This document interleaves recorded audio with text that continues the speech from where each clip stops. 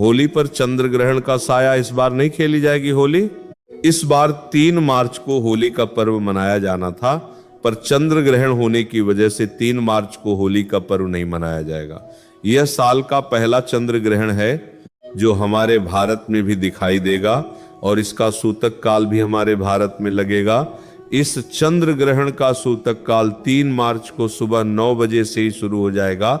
इस वजह से उसी दिन होली का पर्व मनाना संभव नहीं माना जा रहा, क्योंकि सूतक और ग्रहण काल के दौरान कोई भी खुशियां या पर्व नहीं मनाए जाते। इस बार होली के पर्व की शुरुआत 2 मार्च को शाम 5:55 से होगी और होली के पर्व की समाप्ति 3 मार्च को शाम 5:06 पर होगी।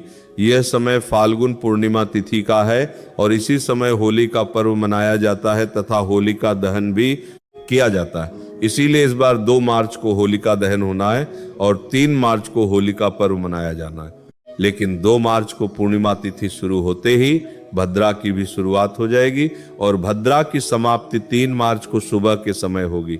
भद्रा काल में कोई भी शुभ या मांगलिक कार्य नहीं किया जाता, इसलिए होलिका दहन को लेकर लोगों में असमंजस है। 2 मार्च को होलिका दहन का शुभ मुहूर्त वैसे तो शाम का ही है, पर भद्रा होने के कारण कुछ लोग इस समय दहन नहीं करेंगे। हालांकि हमारे शास्त्रों में पर्व को अधिक महत्व दिया गया है, इसलिए भद्रा रहते हुए भी आप 2 मार्च को शाम 6 बजे से रात 8 बजे के बीच होलिका दहन कर सकते हैं। इसके अलावा एक दूसरा मुहूर्त देर रात 1 बजे से 2 बजे तक का है। इस समय भद्रा का प्रभाव बहुत कम होगा, इसलिए इस बीच भी होलिका दहन किया जा सकता है।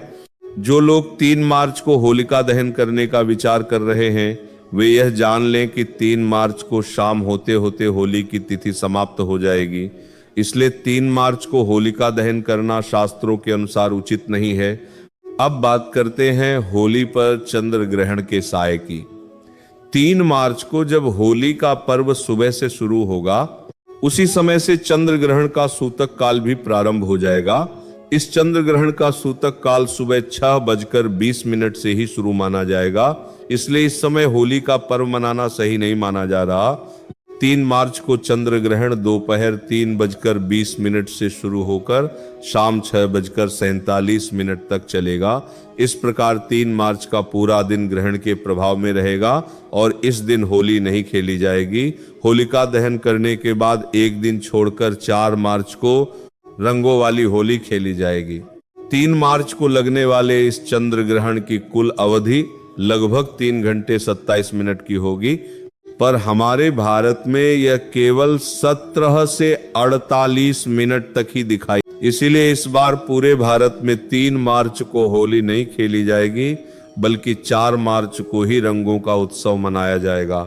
नियमों के अनुसार होलिका दहन 2 मार्च को ही होना चाहिए, क्योंकि होली में विशेष रूप से होलिका दहन का महत्व है। इसलिए आप 2 मार्च को शाम या मध्य रात्रि में होलिका दहन कर सकते हैं।